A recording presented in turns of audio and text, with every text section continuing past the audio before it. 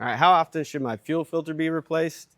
Um, Most of these gas vehicles these days don't have accessible fuel filters, so they're lifetime, quote unquote, in the pump.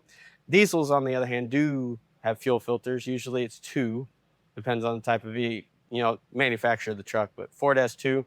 Recommend changing them out every 15,000 miles. And that also depends on driving conditions too. So if you're pulling a lot of heavier loads and stuff, probably want to do it sooner. If you're not doing a whole lot with it, you can maybe go a little longer. But it's very important on the diesels to change your fuel filters often. Otherwise, you're going to risk catastrophic fuel pump failures and internal engine damage, and that adds up real quick, real fast.